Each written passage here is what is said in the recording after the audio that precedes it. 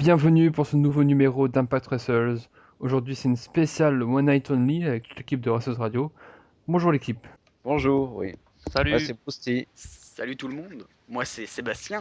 Je vais faire les Et moi c'est Renaud. présentations. Deux secondes, 2 secondes. Donc avec nous, notre monteur, il fait tout sur Wrestlers Radio, Brousty. Oui, salut. Oh, bah, non, mais bon, faire tout, non, je vais pas faire toutes les analyses, quand même. Oui, il faut laisser un peu la place aux autres. C'est la démocratie, monsieur. Après, il y a Renaud, qui a regardé le pay-per-view, bien sûr.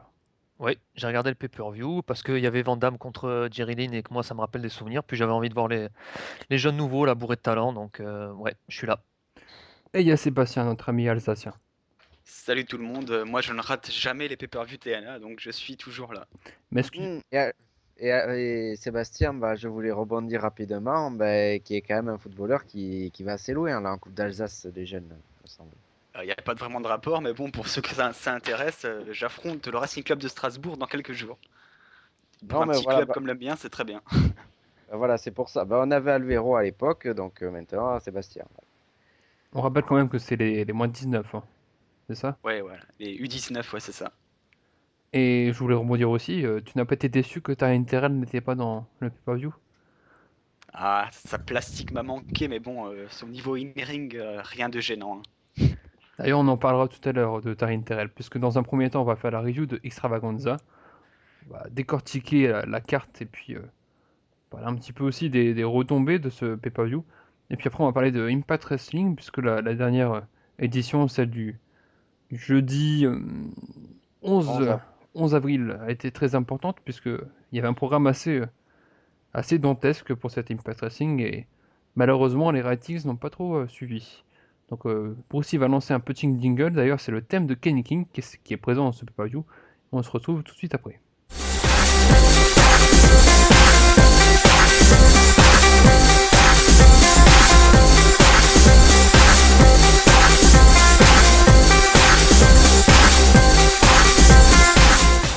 On se retrouve après ce petit instant musical grâce à Brucey pour parler de Extravaganza, premier pay-per-view du nouveau calendrier des pay-per-view côté TNA.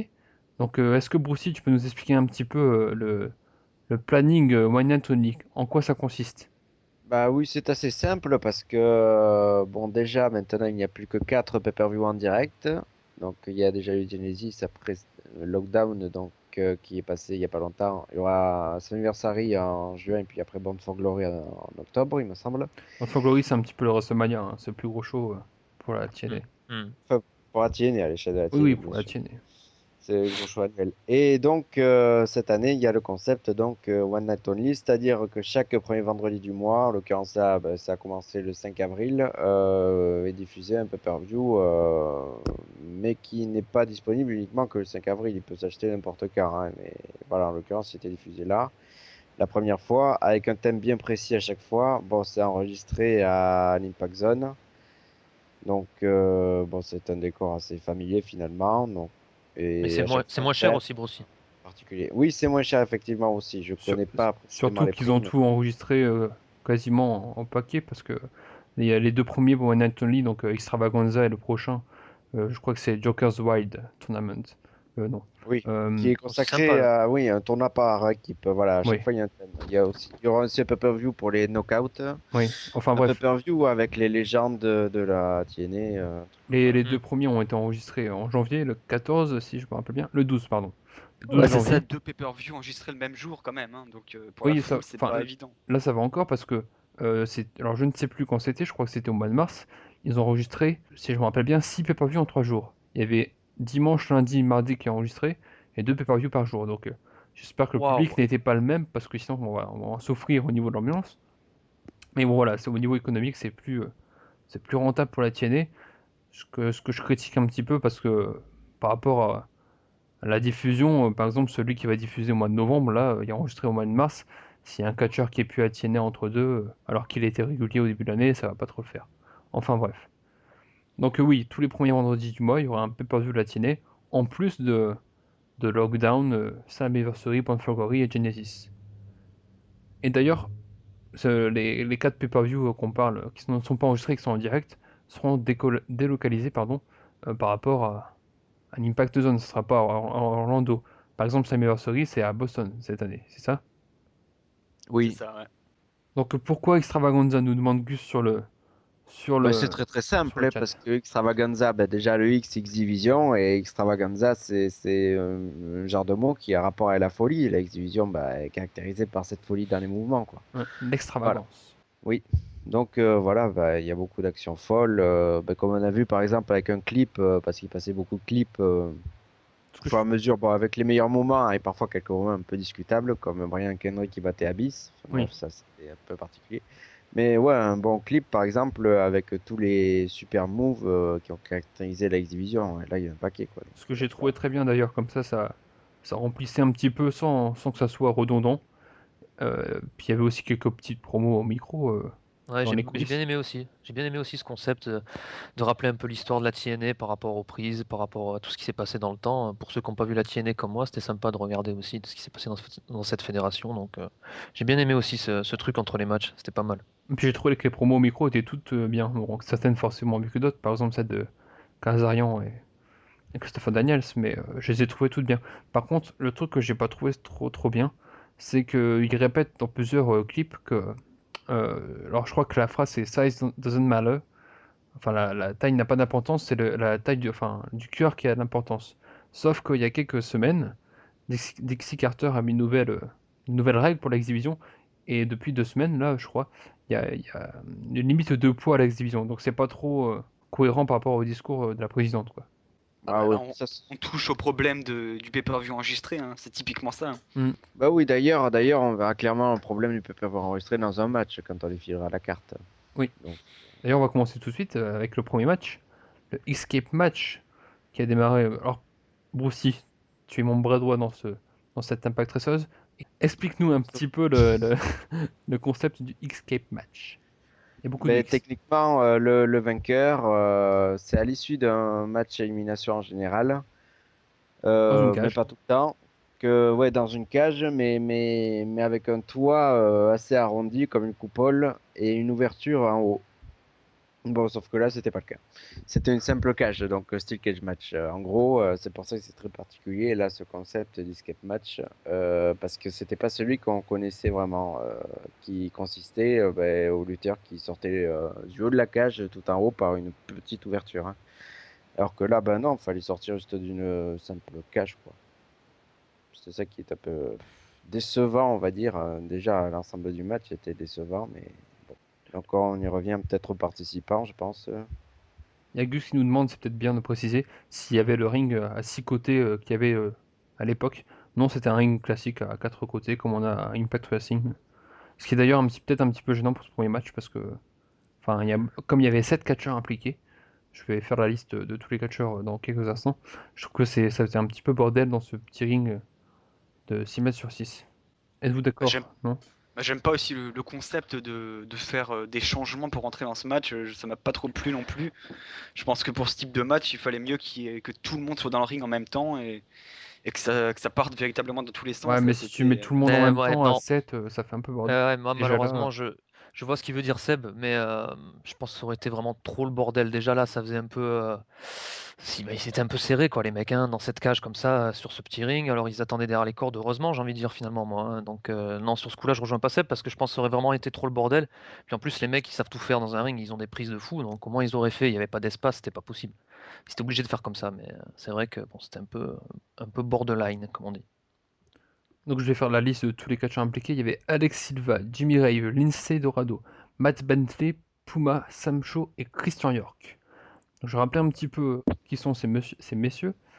Donc déjà le dernier escape match, je dis peut-être une bêtise parce que j'ai pas réussi à trouver les statistiques à propos de ce match.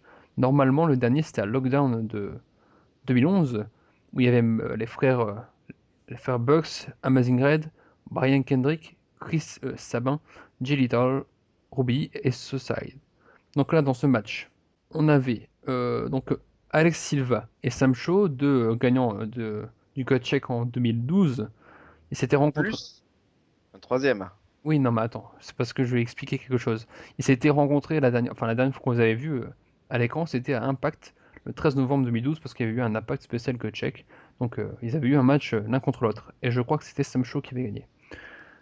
L'autre gagnant du gut check qui était là, c'était Christian York. Lui, par contre, il est plus régulier à la TNA, puisque Samcho et Silva sont plus à l'OVW.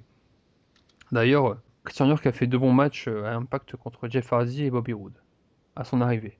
C'est un peu moins le cas depuis. Donc il y avait aussi Jimmy Rave, qui avait fait équipe, je ne sais plus avec qui, j'ai oublié de vérifier. C'était pas avec Alex Shelley? Avec Lance Hoyt, il était en équipe Ah oui, à un Lance, ouais. moment dans la Rock and Rave Infection, ça s'appelait l'équipe. Merci Sébastien. Toi qui es le vétéran de la TNA. On peut dire ça. Tu suis depuis quand déjà la TNA? Je crois bien que c'était 2005 ou 2006, je sais plus, mais j'ai quasiment vécu toutes les années sauf les 3 premières, donc Faudrait envoyer un tweet à Dixie Carter pour te remettre un trophée, hein, parce que faut être motivé, hein, surtout avec la période 2010. ouais, c'est clair, ça change. Donc le dernier match de Rave, c'était le 13 juin 2011. Il avait participé au tournoi qui avait été organisé pour un contrat à la TNA, que Snaris avait remporté. D'ailleurs, il était dans le match de qualification contre Snaris et Kid Cash. Bentley, c'était dans le même cadre, ce tournoi pour un contrat à Destination X. Lui, par contre, c'était le 26 juin contre Loki et Jimmy Young. Puma, sa dernière apparition, c'était à la World X Cup 2008. Il avait fait son apparition au pay-per-view Victory Road. Enfin, il était pour l'équipe japonaise, même s'il n'est pas japonais. J'ajoute, oui, justement, ça, il est plus connu sous le nom de TJ Perkins, hein. Moi, il a Voilà. notamment catché à la PWG. Voilà. Et d'ailleurs, j'ai Et vu. Apache aussi. Hmm. Et après, il y a aussi Ah non, ça, c'est pas dans ce match-là. C'est pas grave. Il y a aussi Matt Bentley, qui est le cousin de Shawn Michaels, pour ceux qui ne le savaient pas. Bien, bonne anecdote. Très bien. Qui s'appelait aussi à l'époque Michael Shane, donc ce qui est exactement l'inverse de Shawn Michaels. Ouais. Mais Michael Ouais, ouais. Shane, ils avaient changé parce qu'ils avaient des problèmes de droit à l'époque. La WWE avait un peu râlé. Bah, je crois que j'ai fait le tour des participants. Qu'est-ce que vous avez pensé de ce match? On va débuter avec Renaud. Tiens. Ouais, ben voilà, ben moi ça, ben je vais redire un peu ce que j'ai dit. En fait, je trouvais qu'il y avait quand même beaucoup de monde. À chaque fois, je voyais des gars arriver. Je me suis dit bon, ça finira combien ça? Et j'ai vu qu'ils étaient dans la cage et je me suis dit ah, ça va être un peu, ça va être un peu juste quoi, parce que bon, c'est un peu petit à l'intérieur. C'est pas le ring de la WWE. Finalement, j'ai trouvé que c'était quand même bien qu'ils aient fait ce concept-là de rester derrière les cordes parce qu'ils auraient jamais pu s'exprimer. C'était juste pas possible. Donc au final, j'ai trouvé que l'opener était sympa à voir, les prises elles étaient très bonnes, très bien effectuées. Moi, je connais le plus que je connais dans l'affaire là, c'est Christian York, que j'ai vu vite fait passer par la WCW, très vite aussi par la ECW. Puis je crois que je l'avais vu à Genesis, Christian York, si je dis pas de bêtises, il avait enchaîné 2 matchs contre Kenny King et Rob Van Dam, mais je sais plus si c'est à Genesis. Mais il me semble oui que c'était Ouais, Genesis. voilà. Donc oui, et j'étais pratiquement sûr que c'est lui qui allait remporter le match d'ailleurs. Je te dis la vérité, donc Ah, sur c'est le ce. seul qui est régulier à la TNA. Les autres, Ouais, c'était juste voilà. des apparitions d'un soir. Ouais, j'avais bien compris que les autres, c'était des apparitions, donc je savais que c'était le grand favori du match. Et, moi, j'ai pas été déçu, c'était un bon opener, sympa. Mm. Sébastien, vous aussi. Bah, le match, moi, il m'a pas mal déçu parce que ben, c'est surtout la typographie parce qu'X-Cup match, donc comme on a dit avant, bah, Ouais, normalement, c'est dans la grosse case rouge, hein. c'est plus pleinement exploité. Et puis ouais, l'espace sur le ring, c'est pas le même que pour le ring octogonal à 6 côtés. Donc il y a moins de terrain d'expression. Et là, en fait, ben, les gars, il y a eu des différences un peu d'engagement, quoi. Le point positif du match, c'est Sam Shaw qui a montré de réels progrès. Ça se voit. Bon, il est en formation à l'OVW, qui est le territoire de développement de la TNA. Ben, il a fait ben, les bonnes choses dans le match, je serais tenté de dire. Avec quelques bons trucs judicieux aussi de Bentley. Ma déception, c'est beaucoup Puma parce que bah, lui, dans le genre qui a pas pu s'exprimer, bah, il tombe bien. Alors que c'est un gars que j'adore voir évoluer sur le ring. Il a une rapidité à la Amazing Red, d'ailleurs, qui est un des grands absents du pay-per-view avec AJ Styles. Mais voilà, bon, c'est juste dommage donc qu'il y ait eu ce processus d'élimination comme ça, qu'il ait fait partir vite. Sinon, Alex Silva, bah, c'est toujours pas ça, mais bon, voilà. Bah, écoute, moi, il m'a laissé jusque-là, toujours circonspect à chaque fois que je l'ai vu, donc ça n'a pas Pourtant, changé. tu l'avais vu à la ROH, hein, il me semble. Ouais, ouais, mais bon. Bah, ouais, mais non, mais bon. Bah, depuis, il a pas progressé, il a régressé, quoi. Mais donc, sinon, bah, le vainqueur, ouais, il est logique, ça, je suis d'accord.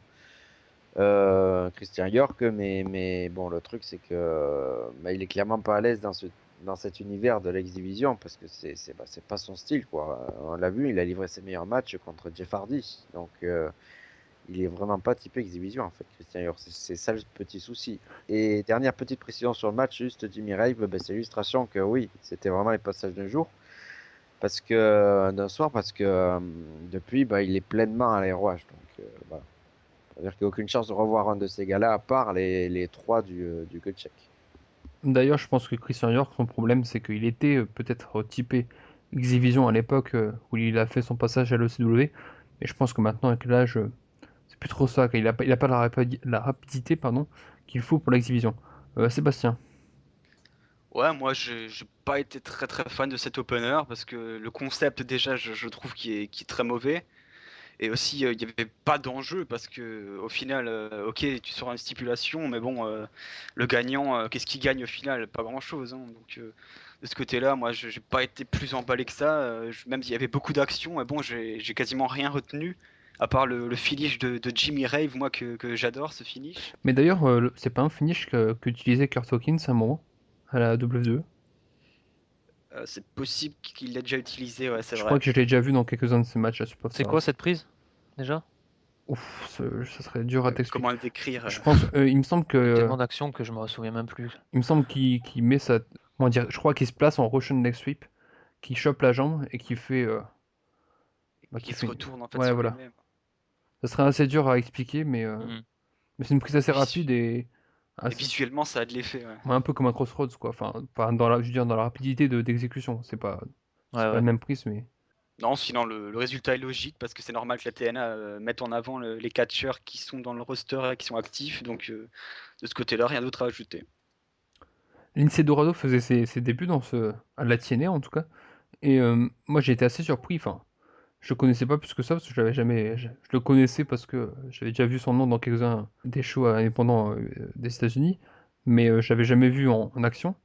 Et le peu de temps qu'on l'a vu à l'écran, j'ai trouvé qu'il a réussi à captiver l'attention des téléspectateurs, ce qui n'est pas forcément le cas des autres. Ah oui, oui, c'est vrai que moi je le connais bien, je n'en ai pas parlé de lui, mais bah, parce que bon, bah, j'ai été aussi déçu. Ouais, bah, il a pu peu s'exprimer lui aussi. Bah, il est un peu comme Puma, il a un peu les mêmes caractéristiques. Ce sont des gars hyper explosifs. Ouais. Et ils sont vraiment type X-Division, ouais, mine de rien. Ouais. Donc, mais bon, c'est juste dommage de ne pas les avoir vus plus s'exprimer. Donc, c'est pour ça peut-être la déception, pour ma part. Mm. Bon, je vais pas en rajouter plus, je suis assez d'accord avec Sébastien hein, parce que je suis pas spécialement fan du match. Puis je trouve aussi que ça faisait trop bordel. Donc on va passer au match suivant qui était un match par équipe entre une équipe old school, comme l'a dit Mike Tinney, Douglas Williams, l'anglais avec Kid Cash, pardon, l'américain, contre Rashad Cameron et Tony Nese. Oui, et puis Douglas Williams, c'est qu'il cache deux anciens champions X-Division, surtout. Voilà. Oui, il y a très longtemps, mais oui, Euh, pour qu'il cache, ouais, pour Douglas Williams, un peu plus récent. effectivement. Un peu plus récent. C'était un peu Putain, il a avant un son sacré époque physique, hein, forte. Douglas Williamson pourtant, hein. Ah Enfin, oui, oui, non, mais c'est quand même pas le plus fin. On parlait tout à l'heure de Christian New York par rapport à bah, la X-Division, mais oui, alors non, lui, non, mais il est dans le style britannique, quoi. Voilà, c'est, Ah, ouais, complètement. il est très technique et puis bon, bah, c'est ce qu'il a montré là, mais clairement, bah, le match là, c'était les vieux entre guillemets qui étaient là pour montrer les jeunes et paradoxalement, les jeunes, ben eux, entre Rachel Cameron qui est beaucoup plus à CZW, quoique lui, on sait pas trop actuellement ce qu'il fait, mais bon. Et puis Anthony Nice qui actuellement, ben, il a carrément signé un contrat à Dragon Gate USA, donc il est pas prêt de revenir à TNA. Mais voilà, Nice, ben, il a montré d'excellentes aptitudes. Moi, je me souviens, il avait déjà lutté pour la TNA lors d'une petite période. C'était lors de l'arrivée au City Marion. Ils avaient fait un match meilleur des 5 matchs. Il avait montré de belles choses. Donc, moi, ça me fait plaisir de le voir. De toute façon, je le connais assez bien maintenant sur circuit indépendant. Voilà, c'était sympa. Et puis, le match était bien fait. Bon, évidemment, à la fin, il fallait que les entre guillemets réguliers à la TNA apparaissent. Même si maintenant, Williams et Cash, bah, ils font beaucoup plus coach que catcheur. Mais bon. Mais c'est. Voilà. Cash n'est même Non, plus sous contrat, hein. sympa. Il est parti, il n'était pas, Ah enfin, oui, il n'est pas depuis, c'est apparu. vrai, carrément. Il Ah n'est oui, pas c'est vrai. apparu pendant quelques mois et il y avait eu une rumeur comme quoi il était parti, il avait démenti. Puis en fait, 2 semaines après, il a avoué qu'il n'était plus sous contrat avec la TNA. Ah ben voilà, premier paradoxe du pay-per-view, donc clairement exprimé. Un catcheur qui est plus sous contrat, bah là, on le voit lutter. Je vais passer la parole à Sébastien. Ouais, moi j'ai plutôt apprécié ce combat, hein. C'est une belle opposition entre deux catcheurs anciens, deux catcheurs nouveaux. Je trouve que l'alchimie était très bonne. Ça raconte aussi une petite histoire avec les jeunes qui veulent essayer de détrôner entre guillemets les vieux. Et au final, ça passe très bien. Il y a eu des beaux mouvements, avec notamment Anthony Nice que moi j'apprécie énormément. C'est d'ailleurs une erreur que la TNA n'ait pas essayé de le faire signer à Destination X 2011 parce qu'il était comme l'un des participants pour obtenir un contrat. Donc je pense qu'il aurait pu faire quelque chose sur le long terme à la TNA. Dommage de l'avoir laissé passer. Après, le résultat, comme vous l'avez dit, est plutôt logique hein, pour faire gagner les réguliers. Et bon match, ouais, bon match.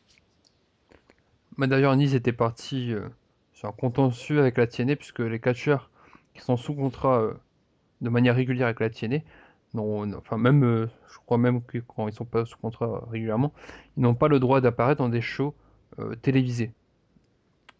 Donc ça posait problème pour lui, parce il devait combattre pour la Pro Wrestling Syndicate dans un match avec le Great Muta, qui n'est pas n'importe qui.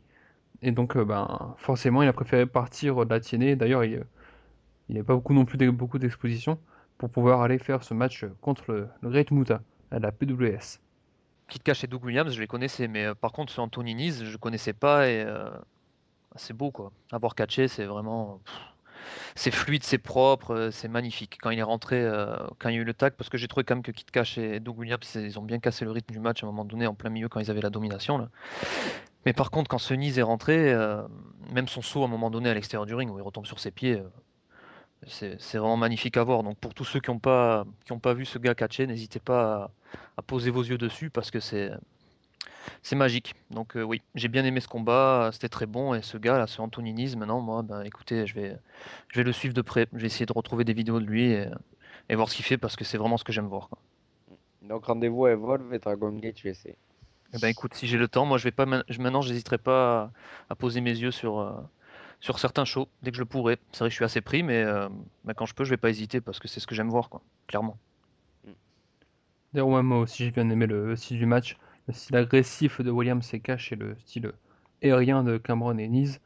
D'ailleurs, j'ai pas trop aimé Cameron lors de son passage lors du tournoi, même s'il avait montré de belles aptitudes, je trouvais pas terrible, mais dans ce match, il m'a bien surpris. Donc j'étais content de sa prestation. Ce que je suis moins content, c'est l'utilisation de Douglas Williams, que je trouve juste parfait dans ce rôle de Britannique technique. Et je trouve qu'il n'a pas été assez utilisé au fil des années à la TNA, à part dans l'équipe British Invasion avec Magnus. Je trouve qu'il aurait fait un super champion, un champion, je sais pas, télévision, même s'il a déjà été télévision, mais je veux dire, il aurait fait un super mid-carder pour propulser les jeunes. Et la TNA ne l'a pas trop utilisé. Est-ce qu'on passe au match Et, suivant? Ah, et au passage, le finish de Douglas Williams, moi, il m'impressionne toujours autant. Le Rolling Chaos, là, j'adore cette prise, moi. ouais, cette German suplex ouais, il lève, je crois que c'est Nice qui prend le tombé. Il lève comme un point mort Nice, c'est magnifique. D'ailleurs, je ne sais pas si c'est encore le cas, mais je crois que Douglas Williams est champion majeur à l'OVW. Mais si, on en avait parlé récemment, oui, oui. Oui, oui. Non, mais ça a peut-être changé hein, depuis, parce que Non, non, l'OVW, il avait fait un match nul la dernière fois, donc. il avait remporté d'ailleurs son titre dans un match en cage, en utilisant ce finish. Est-ce qu'on passe au match suivant, messieurs? Ouais. Allons-y. Ouais.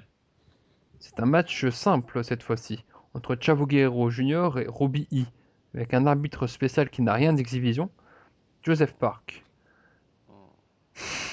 Hmm. Même Si j'avais su qu'on passait à ce match-là, j'aurais dit non, mais. moi aussi, Obligé. mais faut bien en parler.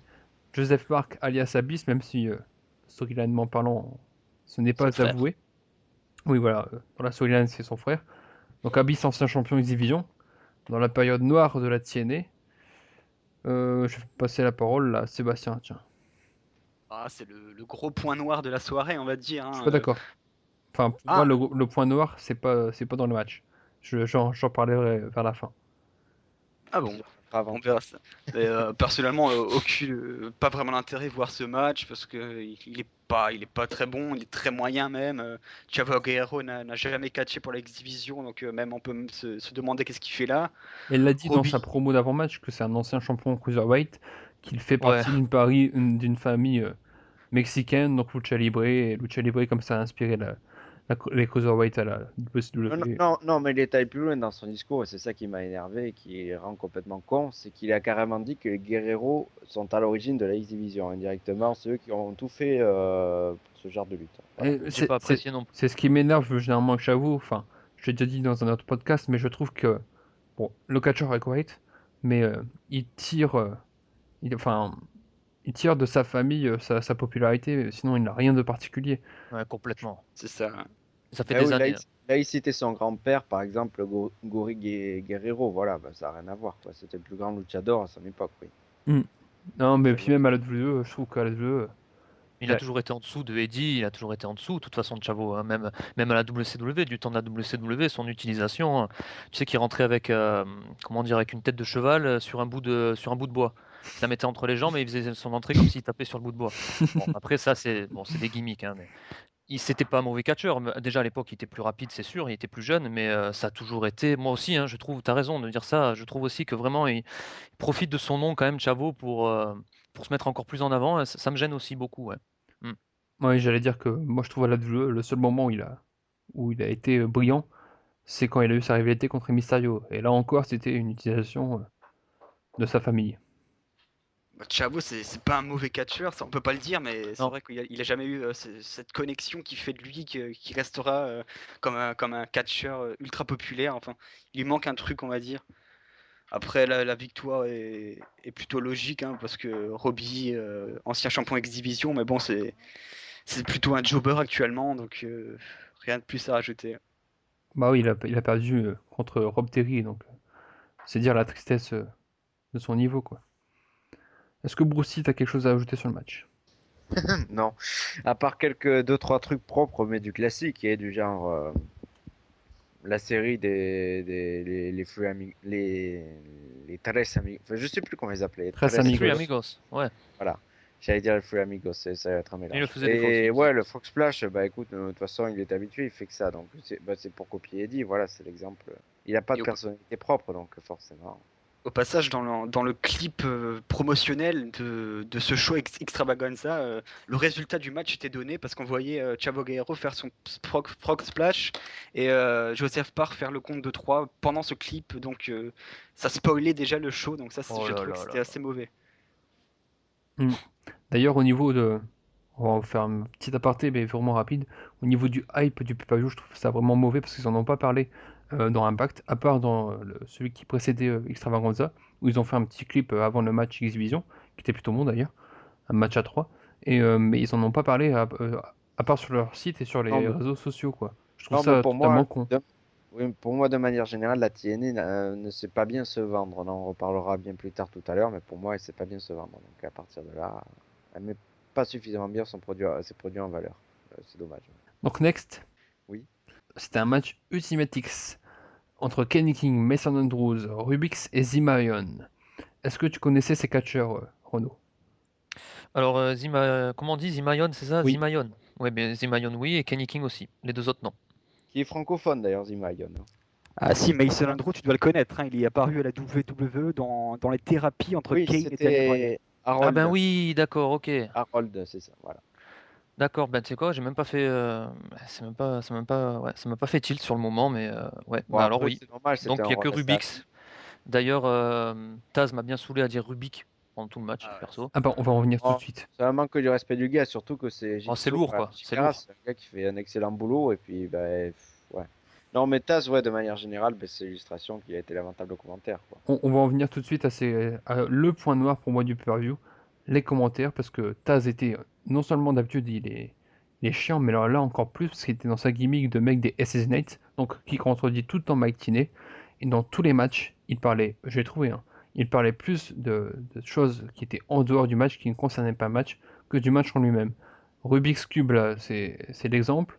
Dans le match entre Petit Williams et Sonjay Dutt contre Bad Influence, il disait tout le temps, ouais, Sanjay Dutt, moi je le voyais champion exhibition à l'époque. Et tout le temps, et pendant le match Jaglin contre Van il critiquait le fait que Jaglin fasse une tournée pour sa retraite, ce que lui n'a pas fait à l'époque. J'ai trouvé Taz complètement casse-couille pendant ce pay-per-view. Ouais, pareil que toi. Surtout que Il m'a c'est gonflé. une soirée qui est censée être détachée des storylines, alors j'aurais aimé que Taz soit objectif et ne soit pas en mode Ice is an Ace pour le show, parce que c'est vrai qu'il a descendu l'action plus qu'autre chose. J'aurais préféré d'ailleurs, moi, que ce soit Todd Kenneally pour remplacer Taz, parce que autant à l'époque ils avaient que deux commentateurs, mais depuis plus de 6 mois, maintenant ils ont Todd Kenneally qui fait partie du trio de commentateurs à Impact. J'aurais largement préféré Todd Kenneally à la place Mais le de problème, ouais, Taz. c'est que Todd Surtout qu'il connaît Kennedy, les c'est. prises, lui. Oui, et Todd Kennedy, en fait, il est beau être dans le futur, je sais pas, plus ou moins proche, être le remplaçant de McTinney, évidemment, qui est en fait carrière. Mm.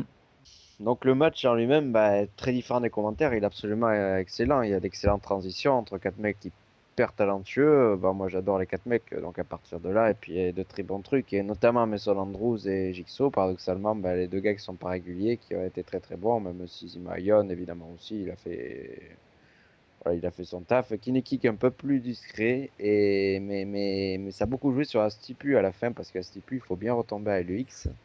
Il l'a arraché des mains de Rubix en le tenant sur les épaules. Donc comme ça, c'est comme ça qu'il a gagné. Mais sinon, oui, c'est un match à voir, honnêtement. Ces matchs-là, de toute façon, ils déçoivent jamais. De mémoire, j'ai jamais été déçu par un match en particulier, donc de ce style de style. Renaud. Ouais, j'ai adoré. Excellent combat. Vraiment des prises qu'on voit pas à la WWE. Donc faut vraiment poser ses yeux sur ça parce que c'est magique, c'est génial. Ça va vite. Il y a des prises de partout. Ça part dans tous les sens. J'étais comme un fou devant l'écran. Je me suis régalé. Donc j'ai vraiment adoré. C'était super.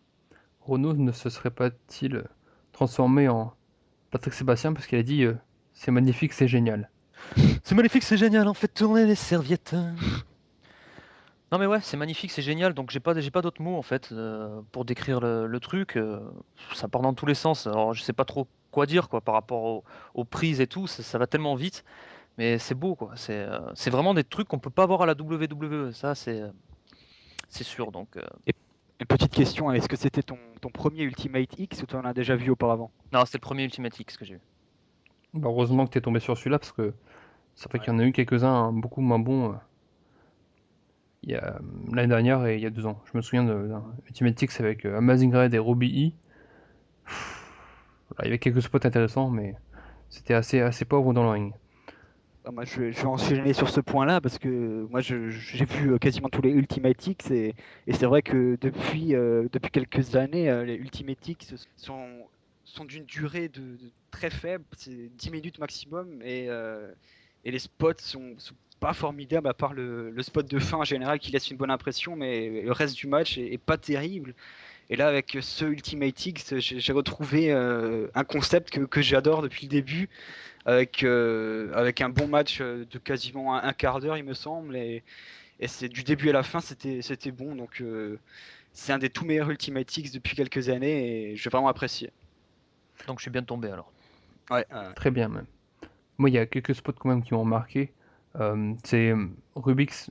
D'ailleurs, il s'appelle Jigsaw et sur d'autres fédérations, il catch à la Shikara. Et il y a pas C'est longtemps, ça. il a fait un match par équipe contre Justin Liger.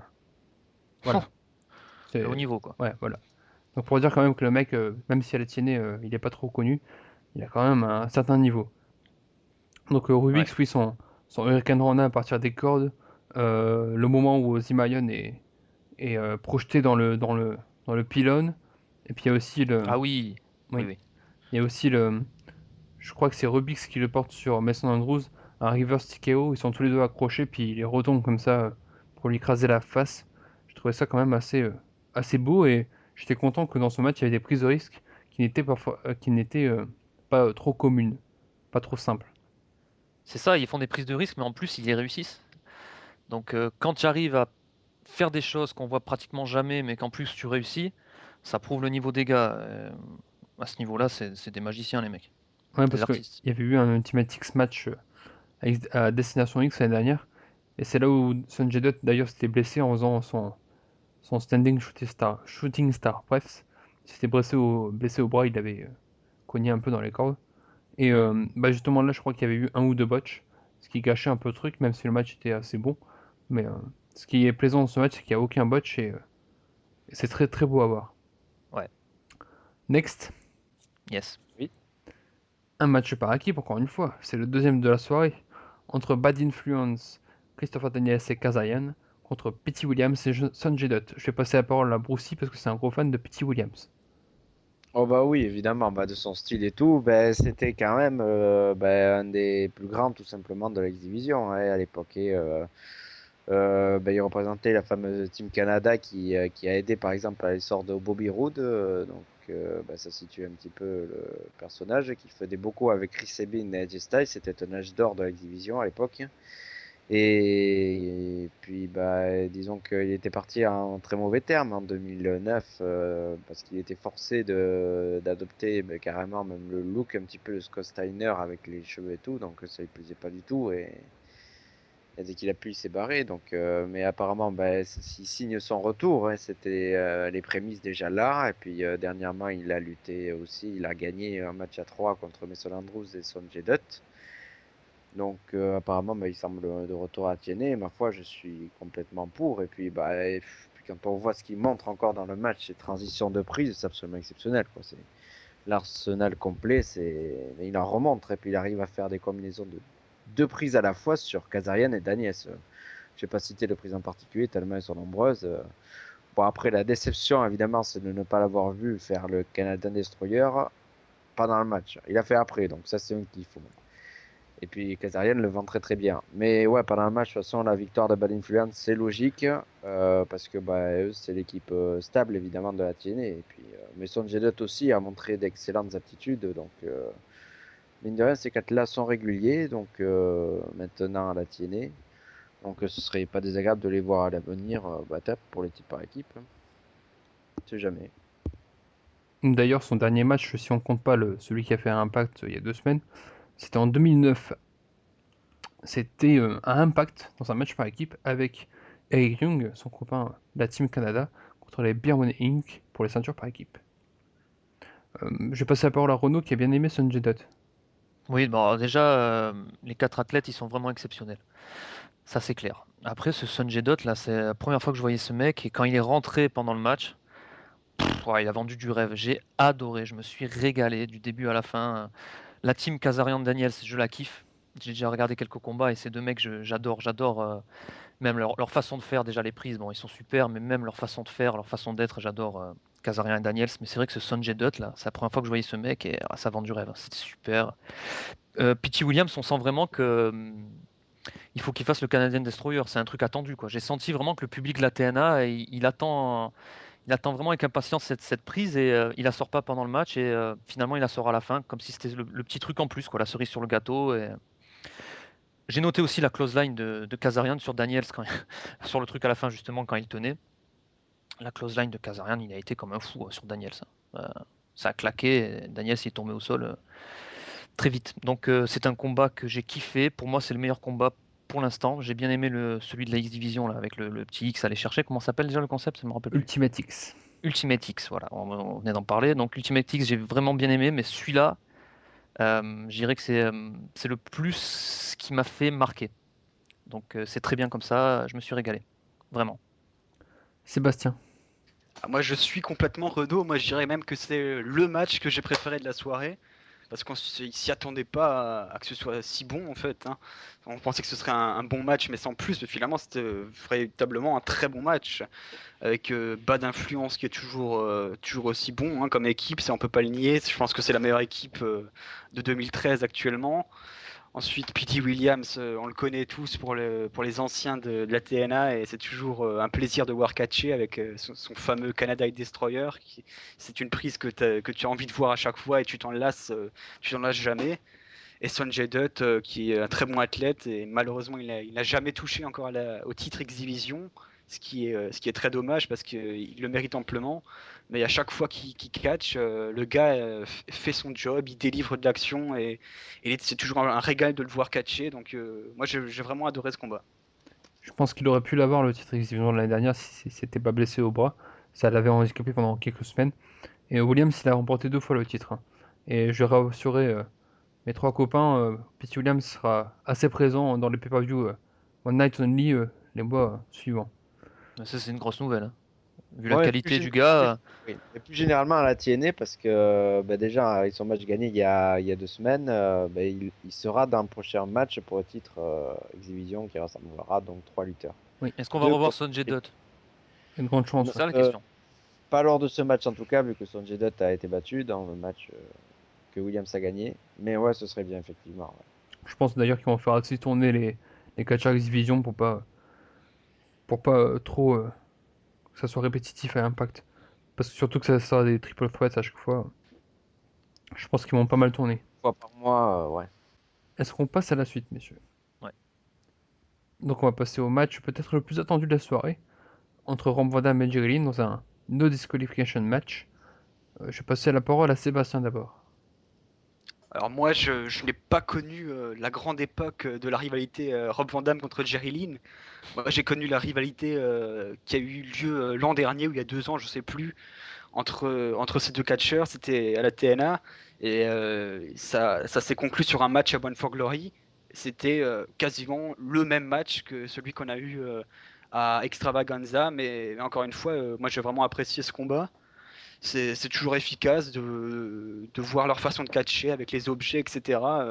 Même si tu n'es pas fan de catch, tu peux apprécier le combat, comme Rob Van Dam l'a dit dans une réaction d'après-match. Et après, il y a quelques botches, mais bon, finalement, l'ensemble rattrape bien ce combat et j'ai plutôt apprécié, ouais. Rien à dire, bonne action.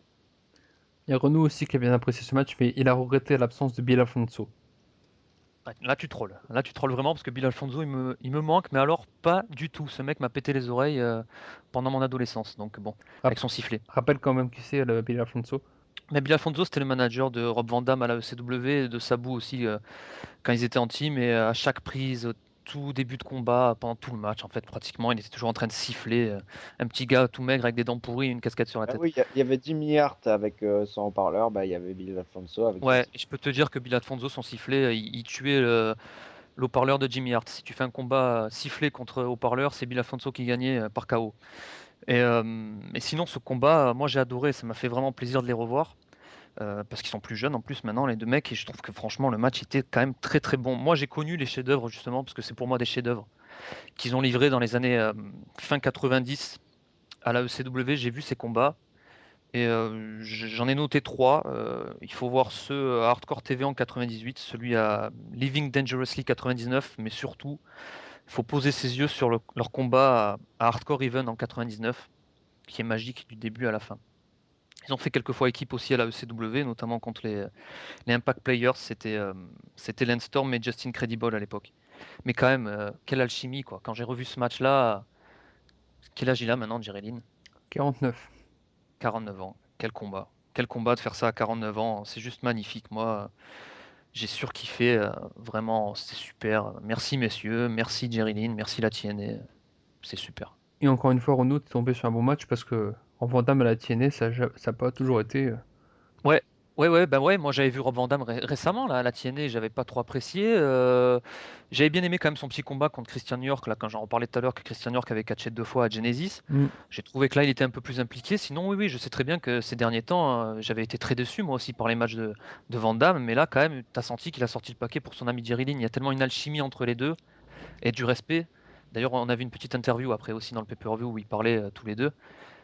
Tu sens vraiment que Van Damme là il s'est sorti les doigts du cul et Jerry Lynn a été très bon. C'est franchement un gros combat pour à cet âge-là faire ça, c'est magnifique. Mais voilà, je vous conseille vraiment ces matchs là de Hardcore Even notamment en 99, c'est chef-d'œuvre, chef-d'œuvre.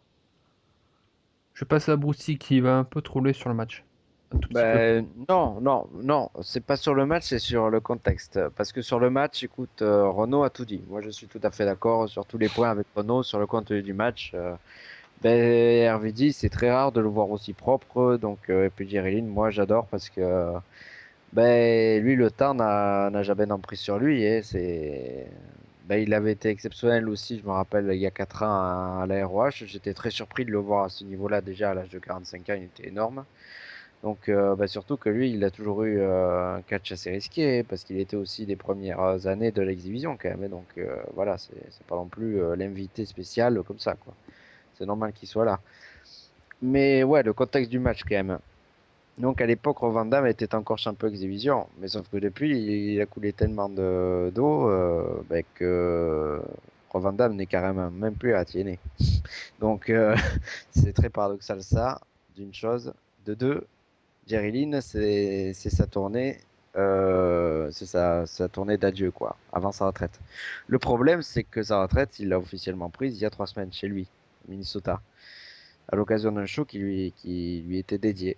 Donc ça fait un peu bizarre de le voir lutter 3 semaines après pour son dernier match à TNA, sachant que sa carrière s'est officiellement arrêtée. C'est les aléas des trucs enregistrés parce qu'il le savait pourtant. Je pensais c'était programmé quoi la fin de Jerry Lynn, mais voilà. C'est ça qui est assez curieux. Donc on en revient à ce qu'on disait tout à l'heure, ce problème de pay-per-view enregistré par rapport aux dates, par rapport à toutes ces Oh bah choses-là. là c'est criard, hein, sachant que Lynn avait complètement arrêté avant la diffusion et Van Damme pas du tout à la TNA. Donc bon. Bah, d'ailleurs, il était présent, Van Damme, au Hall of Fame. Il a dit lors de ce Hall of Fame qu'il pourrait revenir à la WWE ou à la TNA. À mon avis, ce sera plus dans la première que dans la deuxième. Je pense aussi, oui. Clairement, oui. Bah, le truc, c'est qu'il a plus d'intérêt de rester à la TNA parce que la TNA part sur la route, alors que Rob Van Dam voulait venir à la TNA principalement parce qu'il n'était obligé de venir que 4 ou 5 fois dans le mois à Orlando, et le reste du temps, il était libre. Alors que là, s'il doit repartir sur la route, je pense qu'il repartirait plutôt à la WWE. Oui, puis bon, question d'argent aussi, hein, mine de rien, hein, même s'ils sont Aussi, ouais. pas. Bah ouais, pour un dernier run à la WWE, encore une rentrée d'argent pour Van Damme qui est bientôt sur la fin, à tous les coups, hein. Est-ce qu'on a tout dit sur ce match? Ouais, je pense. Ouais. À moi, oui, hein. Moi aussi. Donc on va faire next, on va passer au main event, Austin Harris contre Samoa Joe. Alors pour un coup, je vais parler en premier sur ce match. J'ai moyennement aimé parce que dans la promo d'avant-match de Austin Harris en coulisses, Austin Harris promet le match de l'année. Sauf que moi j'ai trouvé ce match moyen. Enfin, moyen. Il est quand même très bon. Enfin, je veux dire, c'est un bon main event. Mais je veux dire, par rapport à l'affiche, Samoa Joe contre Austin Harris, je m'attendais à mieux. J'ai trouvé Samoa Joe pas très impliqué dans le match. Est-ce que vous allez... Bah oui, Alors là, j'ai trouvé qu'il alors manquait justement, bon d'engagement. d'accord, ça c'est ton avis, mais alors justement, moi je vais y aller à l'inverse. Ce qui est un peu différent de leur affrontement précédent qui avait été excellent pour le titre X-Division, c'était à Slammiversary de l'année dernière, il me semble. C'est que, oui, à l'époque, c'était très équilibré. Alors que là, j'ai trouvé que Austin Harris, il y allait par petites touches parce qu'il était vraiment dans le rôle du heel. Hmm. Alors que Samoa Joe, j'ai trouvé remarquable dans la conduite du combat. Donc c'est pour ça que je suis pas d'accord avec toi. Voilà. Là, j'ai adoré Samoa Joe encore plus que lors de sa anniversary parce que il a pu montrer beaucoup de choses. À part le Muscle Buster qui est passé au travers là à la fin et c'est comme ça que ça s'est terminé par la malignerie, je dirais, de Austin Harris. D'ailleurs, qui manière originale de faire le tomber parce que Ah, en ce étant tout small droit, package en c'est étant debout, là, c'est ça? ah oui. Ah bah ça Ah c'est du ouais, Harry Jus qui est il arrive à te sortir des trucs, c'est assez atypique et puis c'est ah ouais. spectaculaire, ouais. Non mais voilà, bon après leur match, il est intrinsèquement, on va dire, un peu en dessous de celui de Saint Anniversary parce que ouais, c'était clairement les points de comparaison. Mais il tient quand même la route. Ah voilà, ça il n'y a pas puis surtout par Samoa Joe. Voilà. Renaud. Ben moi, je peux pas comparer puisque j'ai pas vu leurs affrontements précédents, mais en regardant celui-là, j'ai trouvé ça très très bon. Donc oui, je rejoins aussi Brousty, c'est Samoa Joe qui gère bien le match et Austin Harris, alors lui, il a une façon, pardon, de vendre les prises que j'adore. Moi, j'adore ce gars, j'adore ce type. À chaque fois que je vois des combats d'Austin Harris, je me régale. Donc les atémis aussi de Samoa Joe, à un moment donné, il en fout un dans le dos là. Puis il en fout aussi des atémis alors qu'il est dans la barrière, qui tombe dans la Oh, foule parce qu'il se prend des atémis. Ouais, c'est des atémis de dingue, ça. Un truc de taré.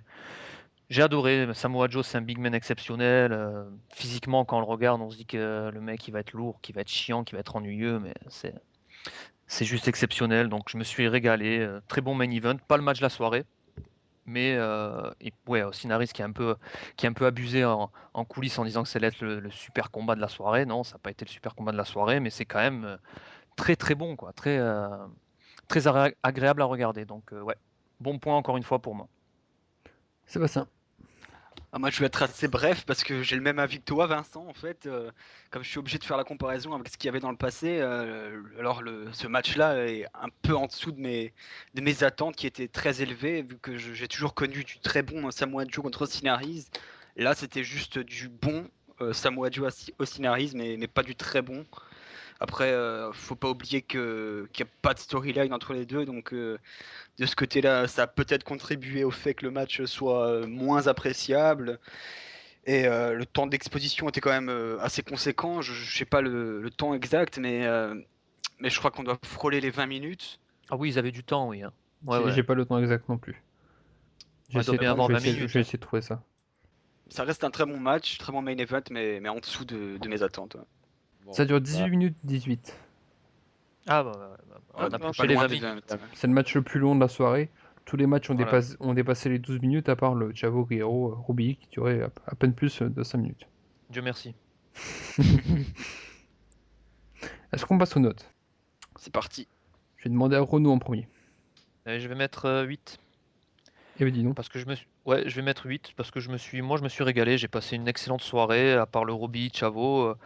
Il y en a qui sont meilleurs que d'autres, bien sûr, des combats, mais ce tag team match avec Kazarian et Daniels contre Sonjay Dutt, pardon, et Petey Williams, je me suis régalé. Jerry Lynn contre Rob Van Dam, ça m'a fait grand plaisir de les revoir en forme tous les deux. Et le main event, Austin Aries, Samoa Joe, qui est très bon, et bien sûr ce match avec tous ces jeunes là qui sont allés chercher ce X accroché en l'air, c'était magnifique. Donc un bon 8 sur 10. Très bonne action in-ring. Aussi. 7 sur 10, parce que bon, il n'y a pas eu non plus de match exceptionnel niveau Moti, mais c'était très homogène niveau qualité in-ring, à part l'opener un poil décevant et puis évidemment le Chavo Roby, mais bon voilà, c'est sur 2h45, ça va quoi. Et Hmm. puis ça a fait plaisir de voir les clips, l'agencement du pay-per-view, c'était très bien fait tout ça, et les interviews, enfin même globalement, ça gagne un demi-point de plus pour moi. Donc voilà, 7 sur 10, ouais, c'est mérité, quoi. Sébastien. Moi, je vais mettre la note entre Renault et entre Brousty, c'est-à-dire un 7,5. Parce que j'ai très apprécié la soirée. Tous les matchs sont agréables à part le Robbie Chavo, comme on l'a dit, et l'opener qui me déçoit un peu.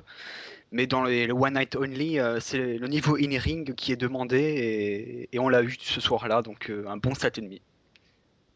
Moi, je vais rejoindre Brousty, je vais mettre un 7. Parce que j'ai pas trouvé le hype super. Parce que c'est un pay-per-view quand même. Surtout de cette qualité. Encore, ce serait un pay-per-view moyen qui veulent passer en discrétion. Ça serait passé. Sauf que là, X-Division, c'est un super pay-per-view. Ils en ont pas beaucoup parlé, à part sur leur site. Il y a des bons matchs. Même si l'opener, j'ai pas trop aimé. Le match 1 contre 1 entre Robbie et Chavo, forcément, j'ai pas aimé. Et j'ai trouvé le renvoi d'âme Jerilyn un peu réchauffé. Même si j'ai bien aimé, hein. C'est un bon match, surtout par rapport à l'âge de ces deux messieurs et par rapport à l'implication qu'on a d'habitude de la part de Ron Van Damme. Mais voilà, j'ai trouvé que c'était un bon pay-per-view sans être exceptionnel. Donc un 7 pour moi. Donc ça nous fait ouais, Une moyenne, oui. une petite moyenne. Donc sur 10, ça nous fait. Attendez. 7,375. Merci vous aussi. Et Sébastien qui a calculé. C'est ça. Restos Radio vous recommande ce pay-per-view. Voilà. Bah, vous regardez les 4 derniers matchs, plus le match Old School contre New School, et vous passerez un bon moment, c'est clair. On enchaîne avec Impact Wrestling à Corpus Christi dans le Texas. Comment vous avez trouvé la foule dans un premier temps? Moi j'ai trouvé plutôt bonne. Je sais pas vous. Bah oui aussi, oui, Ouais. impliqué. Ça allait. Ouais, impliqué, ouais. Ça apporte du dynamisme, clairement, de toute façon, les shows comme ça. Sur la En route. plus, c'était un live, parce que ça faisait 2 semaines de suite, je crois que c'était les shows qui étaient enregistrés. Non, je crois que à chaque fois ils sont. Enfin, quand ils sont dans une ville, ils enregistrent deux shows. Le premier est en live et le deuxième est enregistré, je crois. Ouais, C'est voilà. ça, ouais. Non. Ah oui, bah à Chicago c'était ça, donc j'avais mis un show de trop alors. Mais voilà, ouais, c'était un show en live, donc ça aide aussi à l'ambiance électrique, et puis le programme, globalement, de toute façon, a eu de quoi un petit peu émoustiller la foule, quoi. D'ailleurs, il s'est passé beaucoup de choses dans ce Impact Wrestling. La première chose, c'est les titres par équipe qui ont changé de main. C'était Bobby Roode et Austin Aries qui avaient les ceintures. Ils affrontaient Chavo Guerrero et Hernandez dans un match au meilleur des 3 manches. D'ailleurs, j'ai pas trop aimé ce match puisque les 2 premières manches sont passées très vite. En moins d'une minute, c'était bâclé. Et si Chavo Guerrero et Hernandez perdaient le match, ils devaient ne plus combattre en équipe. Donc le changement de titre est logique pour moi, parce que je voyais pas Chavo évoluer en solo, encore plus pour Hernandez. Qu'est-ce qu'on a pensé de ce match et de ce changement de titre, Renaud?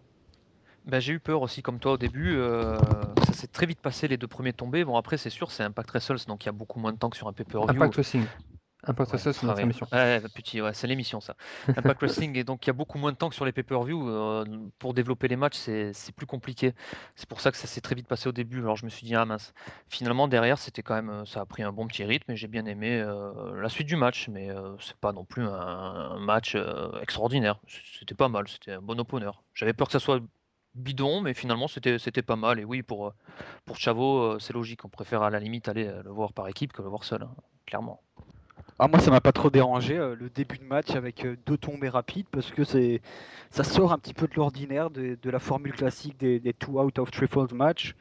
Et je trouve que c'est bien passé pour mettre de la hit sur l'équipe de Harry Zerhoud d'entrée de match. C'est plutôt sympathique, une bonne histoire également qui a été racontée. Après Hernandez aussi que je trouve qu'il fait actuellement des très bonnes performances depuis plusieurs shows, donc ça c'est un bon point. Aussi Naris et Bobby Roode, comme d'habitude, hein, j'ai envie de dire, c'est toujours du très bon. Et pour une fois également la foule qui a réagi, qui a très bien réagi à l'équipe de Guerrero Hernandez. Alors, elle avait du mal à En réussir à même obtenir des temps, réactions. Corpus Christi. ils sont rentrés avec le drapeau du Texas, donc Eh ça ouais. aide. Bon, après, les deux sont natifs du Texas, hein, mais forcément, ça aide. Un petit peu, ouais. Voilà. Après le changement de titre, on va dire qui me dérange un peu. Je, je suis d'accord avec le fait qu'Ostinaris et Bobby Roode perdent les ceintures, mais pour les remettre sur Guerrero et Hernandez qui les ont perdus il n'y a pas très longtemps, Le problème, c'est qu'il n'y a je pas vois. d'équipe. Ouais, voilà, c'est ça, on en revient à chaque fois à la même chose dans les Impact Wrestles. Il n'y a pas d'équipe actuellement, donc que faire de ce côté-là? La preuve de ce pay-per-view qu'on va voir le mois prochain dans One Night Only, c'est que les équipes au départ, c'est des équipes, on va dire, qu'on a placées dans un mixeur et qu'on C'est fait à la redispose sur va-vite, la quoi. table. Non, enfin, le concept, c'est qu'on met des équipes qui n'ont jamais été faites avant, je crois. Ah bah si c'est le concept, alors il n'y a pas de problème. Mais justement, Si on prend. même s'ils auraient voulu faire des équipes, on va dire, régulières au départ, ça aurait pas Ils été en avaient pas possible. assez. Bah non. Parce qu'en équipe, on a quoi? On a Chavo Hernandez, Bobby Roode et Osinaris. Kazarian Daniels. Oui. Bon, on peut faire une équipe Douglas Williams, Kid Cash, même si Kid Cash est plus là. Mais c'est tout, quoi. Ouais, Enfin, voilà, ouais. Donc bon. après, à part faire une équipe, je veux dire, de champions, enfin de catch exhibition pour remplir, je vois pas trop l'intérêt, quoi. Ouais, ouais, ouais. Bon, si, sur ce match. Bah, le suspense du match ne faisait pas trop d'effet, enfin, parce que la TNA elle aime bien mettre, faire plaisir au public local, donc voilà le Texas texan. Moi je suis un peu comme toi, c'est vrai, un peu dérangé par le fait ou Renault je crois aussi, que les deux tombées soient arrivées très vite. C'est Renaud et moi, parce que Sébastien n'est pas dérangé. Je sais, ouais. Mais bon, c'est vrai que d'autre côté, c'est vrai que c'est l'originalité parce que d'habitude, le premier tombé, il arrive tardivement, et ensuite les deux autres, bah, les deux derniers, ils arrivent très vite.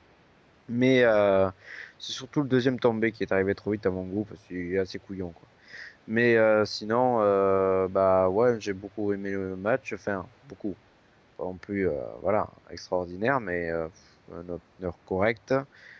Et bah, c'est surtout Hernandez, ouais, c'est vrai, avec ces deux, notamment ces deux Air Max qui sont inspirés des Air Italia de Marco Corleone à la CMLL. Donc voilà, bah, pour lui c'était sympa qu'il continue par équipe. Et puis pour que Chavo reste, de toute façon, il n'y a que ça, hein, je pense, et donc qui est viable. Sinon, ça me laisse dubitatif, on va dire. De toute façon, moi, le par équipe, ça me laisse dubitatif depuis facilement un an, peut-être même un peu plus. Je sais pas vers où ils veulent aller.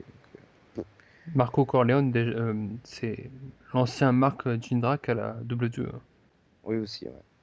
Mais qui n'a pas pu vraiment s'illustrer comme cela à la WWE. Oui, non, il était un sous-fifre de Kurt Angle, mais sinon, pas plus. J'ai posé une petite question, peut-être une colle à Renault. Est-ce que tu as déjà vu des matchs comme ça au milieu des 3 manches par équipe? C'est une bonne question, ça.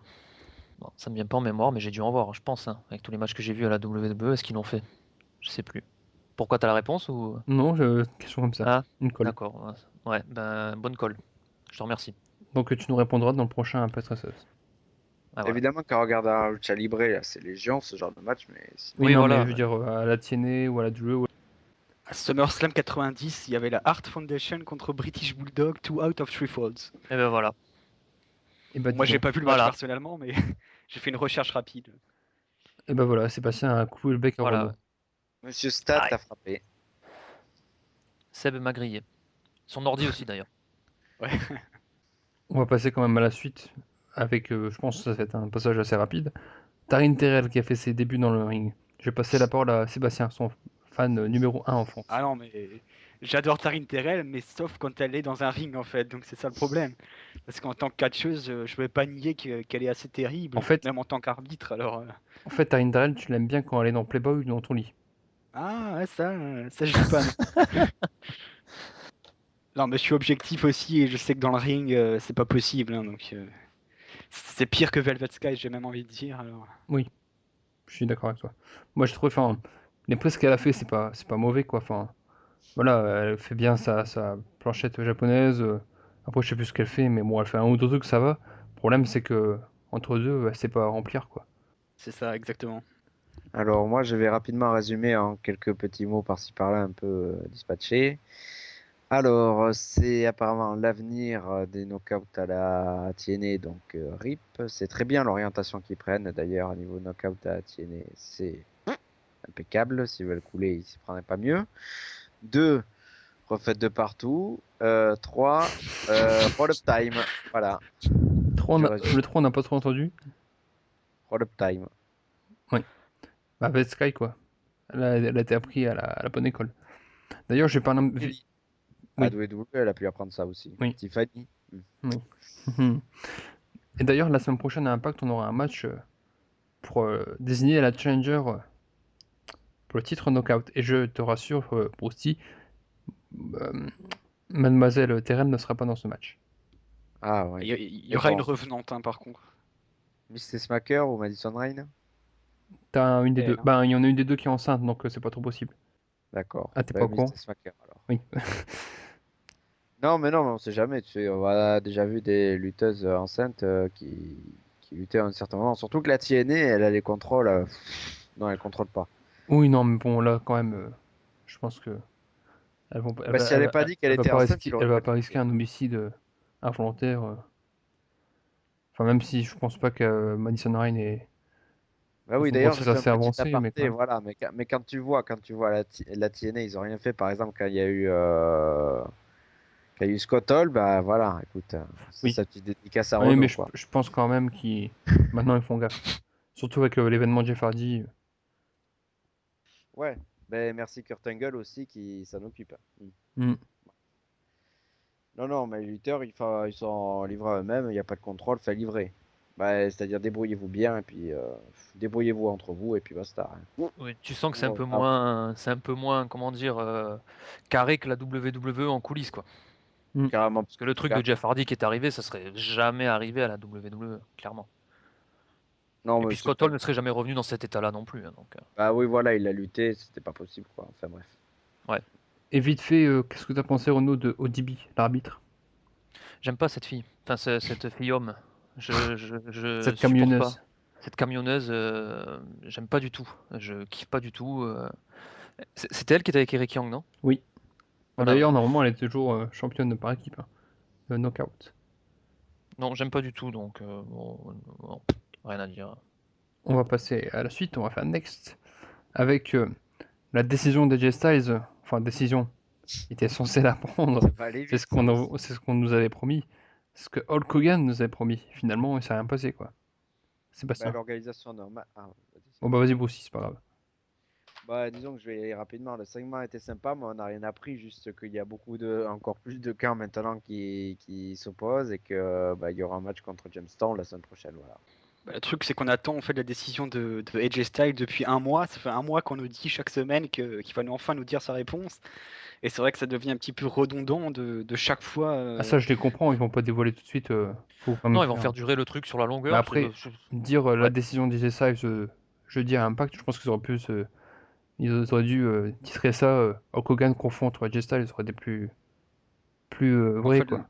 le truc, c'est que c'est à chaque fois la même chose. C'est Hulk Hogan qui vient, qui convoque AJ, et ensuite t'as James Storm qui intervient. Enfin, c'est à chaque fois la même chose. Et au final, on n'avance pas beaucoup. Mais j'espère en tout cas que KJ rejoindra peut-être les Aces and Eights parce que je pense que ce serait quelque chose d'intéressant à voir. Parce que on se dit que c'est totalement impossible de voir AJ dans ce clan. Et s'il y est, je pense que ça peut montrer des développements assez intéressants. Donc je suis très curieux de voir ça. Moi, j'ai ma petite hypothèse sur ça, je pense qu'il va rejoindre personne.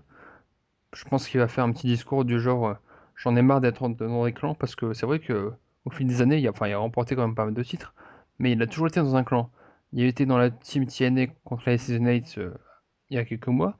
Avant, c'était Fortune contre Immortals, et avant, c'était Frontline contre Main Event Mafia. Donc ça fait un peu beaucoup, quoi. Je pense qu'il va dire j'en ai marre d'être tout le temps de devoir tout le temps être le bon gars à aider les gens. Moi, c'est ma carrière sur laquelle je veux me concentrer pour essayer de retrouver un titre de champion du monde poids lourd à la fin de l'année quand il n'y aura plus cette suspension. Ouais, ça me semble fort plausible ce que tu dis, Vincent. Bah, en plus, c'est dans le style de construction du truc, t'as vraiment l'impression qu'il va être saoulé, il va être gavé par tout le monde et il va être l'électron libre, quoi. Mm. En tout cas, moi, c'est comme ça que je l'ai ressenti sur le segment.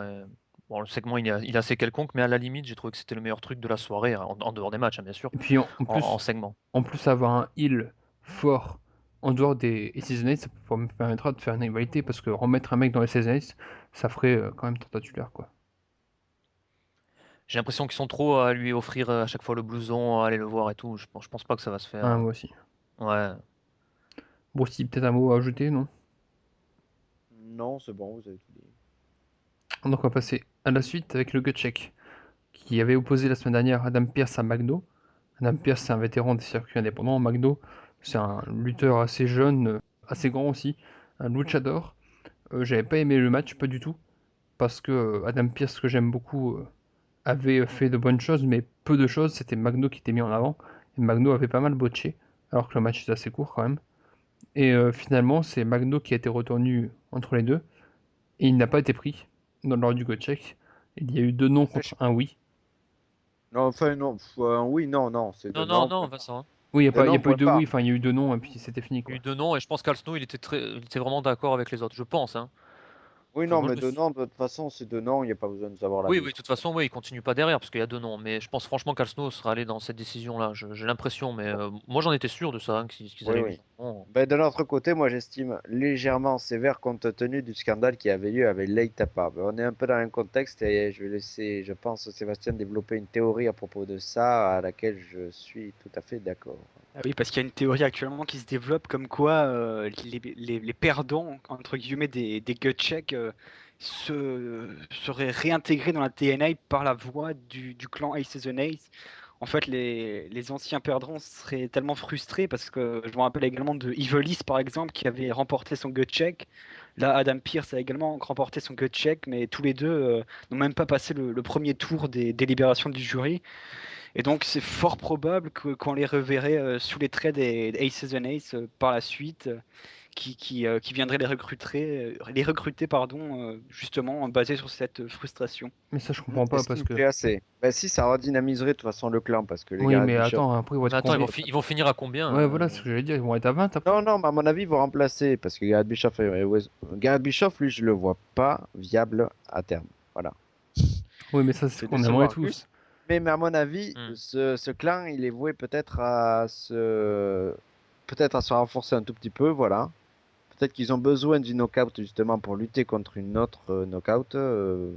Ouais, mais Genre au niveau des Vanessa. mecs, il y a Bully Ray, champion du monde poids lourd. Devon, champion de télé. Mr. Anderson, Knox, comment il s'appelle? Lou Gallows, Doc. Doc, Ouais, le doc, ouais. Wes Briscoe, Gareth Bischoff. Ça fait déjà 7 quoi.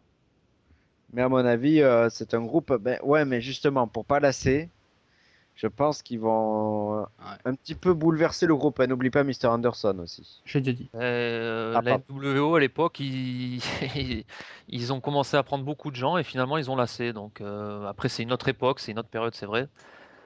Je sais pas, moi, j'attends de voir comment ça va se passer, mais je me dis que c'est peut-être pas la solution de ramener des gens en plus dans ce clan. Mais le Ça groupe risque de est faire parti pour durer, je pense, jusqu'à Bound for Glory. Donc forcément, il y aura des mouvements dans ce clan. Déjà, Mike Knox, à mon avis, il ne va pas rester jusqu'au bout parce que c'est lui c'est celui qui est le moins exposé. Et il a déjà fait perdre plusieurs fois son équipe. Donc je pense qu'il va se faire renvoyer au bout d'un moment, par D'accord. exemple. Donc il faudra le remplacer. Et Gareth Bischoff, j'espère aussi. La semaine prochaine, il y aura Kurt Angle contre Gareth Bischoff et Wes Briscoe. Alors, dans les rêves, Oui, non, mais Mais j'ai vu les spoilers, je peux te dire que c'est pas un rêve. malheureusement, ouais. Bref. Je sais pas Bah comment ça va écoute, se passer, mais à mon avis, ce sera pas une rêver connerie longtemps. comme un lockdown. Avec le match West Briscoe Kurt Angle. Mais bon, voilà, ouais. Non, mais le gut check, bah ouais, Magno, bon, mais c'est vrai qu'il a pas le style pour le catch américain et c'est un luchador pur. Lui, par contre, il régale au Mexique, il n'y a pas de souci là-dessus, mais pour le catch typé comme ça, c'est pas sa place. Il régale au Mexique, pourtant il a fait 2 boches, quoi. Et surtout le deuxième qui m'a assez choqué, le Ouais, mec a mais pas assez Vincent, tourné. combien de fois Sin Cara a botché à la WWE au Oui, Mexique, c'est une vraie voilà, c'est légende. pas Donc, si tu pareil, vas oui. par là, Ouais. Mais c'est les ouais. gars, quand ils sont dans leur confort, face à des gars qui luttent comme eux, ben voilà, là, ils régalent. Mais quand ils sont, ben, ils ont du mal à se mélanger aux autres styles, enfin, comme ça du premier coup, quoi. S'ils travaillent pas, ben voilà. Et lui, il était apparu, mais c'était la World Cup à l'époque, Team Mexico, c'était en 2008. Ben voilà, c'était Team Mexico, il était encore dans son environnement mexicain. Mm. Est-ce qu'on passe au Full Metal Mayhem? Ouais. Donc ce Full Metal Mayhem, en gros, c'est un TLC. C'est juste Oui, que précision, oui, parce que Tables, Ladders et Chairs, c'est une marque déposée par la WWE, donc forcément, toutes les autres fédérations depuis bien longtemps n'utilisent pas ce terme-là, mais c'est clairement ça, donc voilà. donc qui opposait Bully Ray, le champion poids lourd, qui remettait son titre en jeu contre Jeff Hardy. Jeff Hardy qui a été choisi par Hulk Hogan, pardon, même s'il a remporté un truc à 4, on sentait Non, bien non, que non, non, non, mais il n'a pas été vraiment choisi, parce qu'en fait, il a Jeff remporté Hardy quand même. il a remporté un Oula, four-way, oui. mais c'est lui qui Non, l'a mais c'est remis en Holland, jeu alors qu'il avait quand même sa clause de revanche. c'est ça, oui, voilà. Donc, non, non, Hulk Hogan n'a pas choisi, Donc en c'est gros, Jeff Hardy lui-même qui a voulu se foutre en match au milieu, alors qu'il aurait pu invoquer sa clause de rematch d'entrée, quoi. donc comment vous avez trouvé ce match, Tiamboussi? Bah, du classique,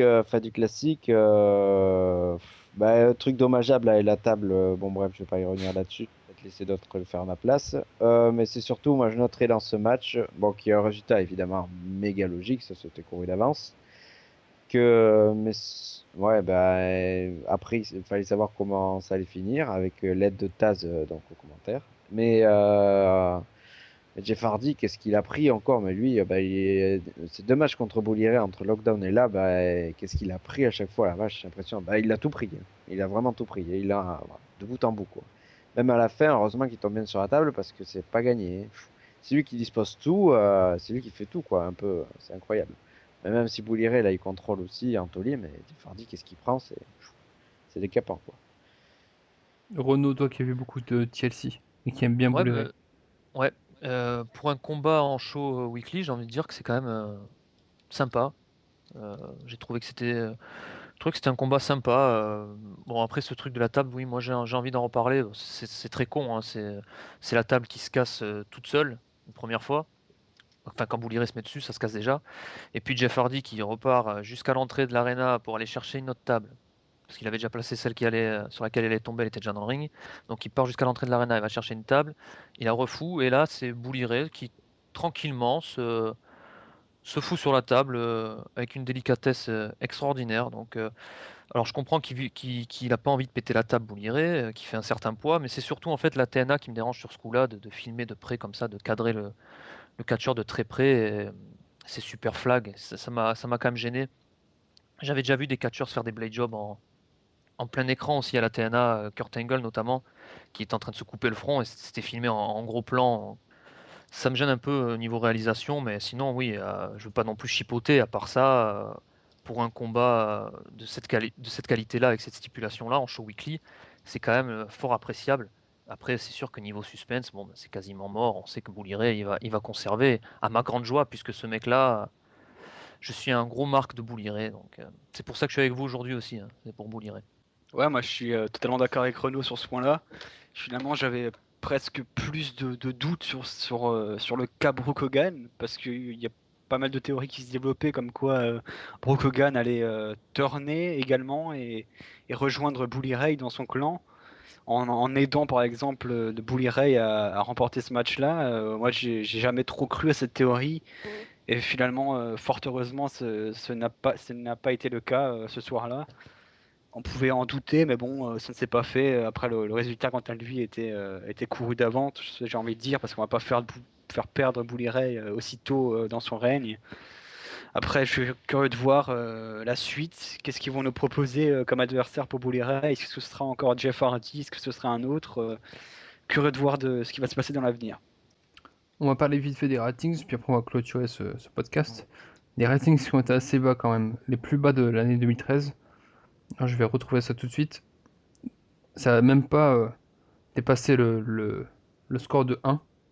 0,97, non? Non, Oui, je crois, 0,93 ouais. avec À 1, 93? 1 170 000 téléspectateurs, alors que la semaine dernière, il y avait 1,1 avec 300 000 téléspectateurs en plus. Oui, mais grâce aux chiffres de Sébastien, bah, c'est qu'ils n'ont pas bien vendu leur show. En fait, tout a été vendu sur le main event qui a fait 1,13 de ratings, alors que le départ a été catastrophique avec 0,75, je crois, quelque chose comme Oui. ça. C'est ça. Donc, mais on touche aussi les limites de la communication de la TNA, et puis le fait que peut-être aussi, je sais pas, c'est un ensemble, le fait d'être diffusé sur une chaîne du câble comme Spike TV, mais qui est depuis le début à la TNA, c'est pas le souci, mais peut-être que à force, ben, le produit ben, est un peu à l'étroit sur cette chaîne, donc peut-être qu'il gagnerait à toucher un peu plus de public. Évidemment, on n'arrivera jamais à, même pas à cheville de la WWE, mais c'est sûr que ça peut pas progresser. Sébastien, ta théorie. Alors, j'ai pas de théorie cette fois-ci, mais c'est vrai que c'est très surprenant de voir qu'un show qui a été construit comme un mini pay-per-view faire le pire rating de l'année 2013. Moi, ça m'a clairement choqué. Je m'attendais à ce que les ratings soient en augmentation, mais alors là, voir ce score-là, ça m'a vraiment surpris. Ça prouve que les gens n'ont pas d'intérêt dans le show à part pour le main event, parce qu'il y a beaucoup de monde qui s'est rajouté juste pour voir ce match. Le reste du show a fait des scores assez terribles. Et donc, ouais, ça prouve qu'il faudra faire mieux par la suite pour construire une mid-card plus solide et pas que faire tout sur le main event. Donc je pense qu'on peut clôturer ce podcast. Oui. Donc on va donner la liste des partenaires. FN Lutte, Voxcatch, je crois que tu as écrit une petite review il y a pas longtemps sur Voxcatch, Brousty. Voxcatch, alors une petite review sur la ROH. Toi, tu as quand même reviewé, ça va sortir d'ici très peu, TNA Extravaganza, donc quand même, c'est le sujet. Hmm. Prochainement, je ferai une review de NJPW qui va aussi être publiée. Il y a aussi la WELL, la Wrestling Evolution League. Le Twitter de Rasseuse Radio, arrobas de Rasseuse Radio. Le Facebook, Rasseuse Radio, entre parenthèses, officiel. Le compte YouTube sur lequel vous pouvez retrouver tous les épisodes d'Impact Wrestleuse, en tout cas les plus récents, ceux aussi de Sunday Night Wrestleuse et autres podcasts. Le iTunes, bon iTunes apparemment, d'après notre pote MP, on a quelques problèmes ces derniers temps dessus, il s'en occupe. Instant Catch, on a commenté de matchs de Extravaganza, le Ultimate X avec Kenny King, Zimayon, Mason Andrews et Rubix, et le match par équipe entre Douglas Williams et Non, non. Entre Bad Oui, Influence pardon. et P.T. Williams. Oui, voilà, c'était PC Williams. Ouais. Après, il y a aussi Catch Asiam et Revolt. Catch Ultra aussi. On a 4 Ultra maintenant, depuis peu. Voilà.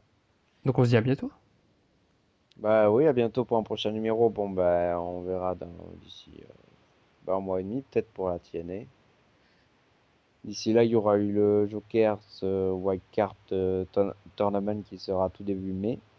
Donc pour les Le équipes. 3, je crois. Oui, bah, le de toute façon, 3. c'est le vendredi du mois, donc on peut pas se tromper.